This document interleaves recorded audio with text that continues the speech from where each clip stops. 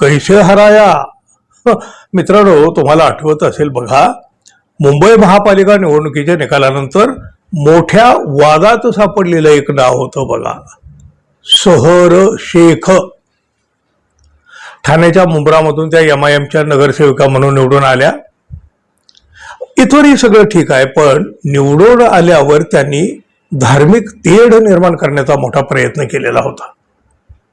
बघा, निवडून आल्यानंतर आनंद असणं वेगळं आणि अहंकार आणि उन्माद असणं वेगळं, आणि या उन्मादातून त्यांनी कैसे हराया असं म्हणत विरोधकांना डिवचण्याचा प्रयत्न केला. पण त्याही पुढे जाऊन त्यांनी संपूर्ण मुंब्रा हिरवा करण्याची भाषा केली. आता मुंब्रा हिरवा करून टाकेन म्हणणं हिरवा याचा अर्थ आपल्याला कळतो.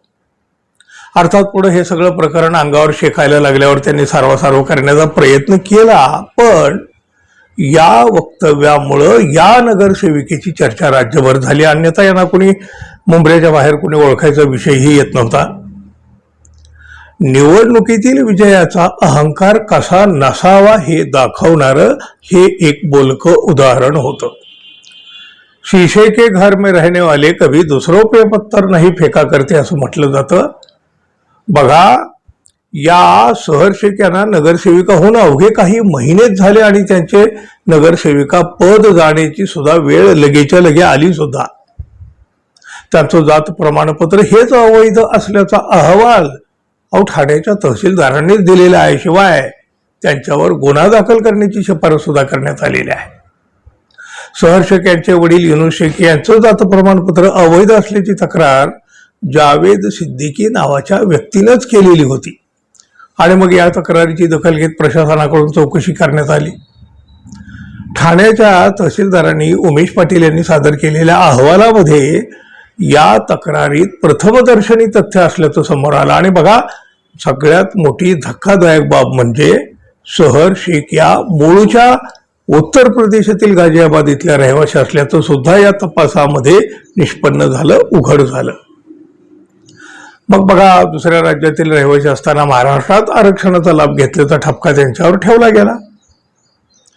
तक्रारदार सिद्दीकी अहमद यांनी ठाणे उपविभागीय अधिकारी कार्यालयामध्ये या सहर शेख यांच्या जात दाखल्याच्या वैधतेवर आक्षेप घेतलेला होता. त्याच्या तक्रारीनुसार सहर शेख यांचे वडील युनूस शेख हे मूळचे उत्तर प्रदेशातले गाझियाबादचे रहिवासी आहेत.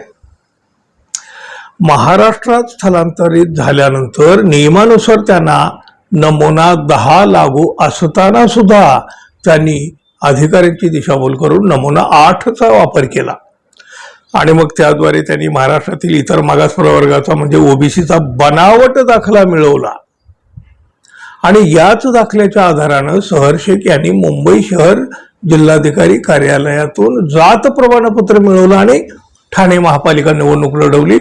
या निवडणुकीमध्ये विजय मिळवला. आणि एवढं सगळं असताना सुद्धा विजयाचा प्रचंड उन्माद त्यांनी केला. विजयाचा उन्माद धार्मिक तेढ निर्माण करण्यापर्यंत गेला. अहंकाराचा फुगा फुटला.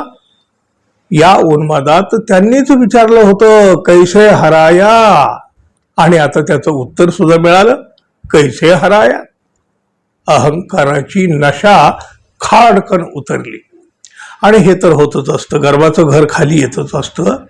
पण आपण बनावट दाखल्यावरती निवडणूक लढवली, निवडणूक जिंकली, आणि एवढं असताना सुद्धा विरोधकांना डिवचण्यासाठी त्या म्हणतात कैसे हराया. कळालं ना हो, आता लोकांना कळालं कैसे हराया और कैसे जीता. शेवटी काय, सत्य किती दडपलं तरी उघडं पडल्याशिवाय राहत नाही. अहंकाराचा फुगा फुटल्याशिवाय कधीही राहत नाही. मित्रांनो, धन्यवाद. पुन्हा भेटू. नमस्कार.